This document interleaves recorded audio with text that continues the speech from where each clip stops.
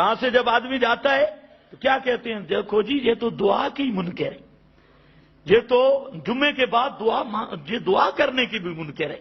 ایسے کہتے ہیں کہ نہیں کہتے؟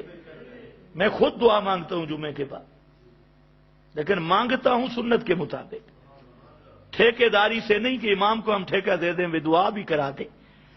ٹھیکیداری سے نہیں.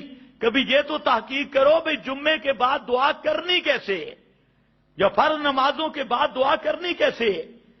اور جو فرض نمازوں کے بعد دعا کا منکر ہے وہ تو بے ایمان ہے. لیکن جس طرح تمہارے پنڈی اسلام آباد کے مولوی مانگتے ہیں یہ بھی پکے بے ایمان ہیں. جہرن اجتماعی دعا کرنا یہ بدعت ہے میرے بزرگوں. اس کا ثبوت پیغمبر کے صحابہ سے نہیں ہے اور پیغمبر کریم سے بھی نہیں ہے. اور مزے کی بات یہ ہے جب کعبۃ اللہ میں جاتے ہیں وہاں جھگڑا نہیں ڈالتے، پتہ ہے نا، شرطیں ہیں، وہاں پر بھی یہ دعا نہیں ہوتی اجتماعی. اچھا مسجد نبوی میں بھی یہ اجتماعی دعا نہیں ہوتی، اور جہاں مجرم صرف مولوی خضر ہے اور کہتے کہ یہ دعا کے ہی منکر ہیں، یہ دعا ہی نہیں مانگتے. توبہ توبہ بھائی، دعا مانگتے ہیں لیکن مانگتے وہ ہیں جو اللہ کے رسول نے بتائی ہے. آپ بھی وہ دعائیں یاد کر لو. اصل مصیبت ہے اس کو وہ دعائیں آتی نہیں. کبھی پڑھا ہے اللہم انت السلام؟ پڑھو سارے. ومنک السلام تبارکت یا ذا الجلال بل. یہ پڑھا کرو نا، کس نے منع کیا ہے؟ یہ تو مسنون ہے. اسی طرح آپ فرماتے تھے استغفر اللہ استغفر اللہ استغفر اللہ. کس نے منع کیا ہے آپ کو؟ کبھی آپ فرماتے تھے اللہ اکبر لا الہ الا اللہ، تو آپ پڑھے نا، آپ کو کس نے منع کیا ہے؟ اللہ اکبر سلام کے بعد بے شک اونچا کہہ دے کبھی، اللہ اکبر استغفر اللہ استغفر اللہ اللہم انت السلام و منک السلام.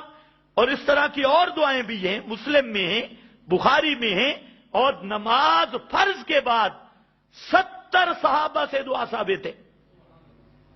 کتنے صحابہ سے؟ 70 صحابہ سے. لیکن جو مولویوں نے بنا لیا کہ اجتماعی دعا اور پھر ایک رسم بن گئی. اب لوگ سمجھتے ہیں کہ اگر یوں دعا نہ مانگی جائے تو دعا ہی کوئی نہیں، اس لیے مولوی صاحب منگائے اور دوسرے آمین کہیں، اور مولوی صاحب پتہ نہیں کیا کہے، یا اللہ چودھری مرے اور مجھے کل کے پیسے ملے، تو چودھری کہتے ہیں آمین. فلانا یہ ہو. بھائی عقلاً بھی سوچو، تمہاری اپنی ضرورتیں ہیں، مولویوں کی اپنی ضرورتیں ہیں. ہم نے اپنی مانگنی ہے یا تمہاری مانگنی ہے؟ مولویوں کی اپنی ضرورتیں ہیں، تمہاری اپنی ضرورتیں ہیں. تم اپنی مانگو، ہم اپنی مانگے، لیکن دعا کرو فرضوں کے بعد مانگو. اس کی کوئی حیث مخصوص نہ بناؤ. کبھی ہاتھ اٹھا کے مانگ لو تب بھی کوئی آپ کو کچھ نہیں کہتا، ہاتھ گرا کے مانگ لو تب بھی آپ کو کوئی کچھ نہیں کہتا. لیکن کوئی ایک جہت لازم نہ پکڑو کہ لازمی ہاتھ گرانے ہیں یا لازمی ہاتھ اٹھانے ہیں. دونوں طرف شریعت نے اجازت دی، دونوں طرفوں کو کامل رکھو. اور باقی رہ گیا امام، سلام کے بعد امام سے آپ کا تعلق ختم. امام اپنی مانگے گا، مقتدی اپنی مانگیں گے، اور اس کے لیے ہاتھ اٹھانا بھی کوئی ضروری نہیں.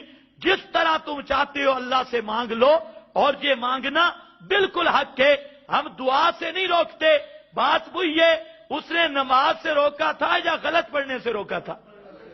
اور اس نے کیا کہا؟ یہ نماز ہی نہیں پڑھنے دیتے. اسی طرح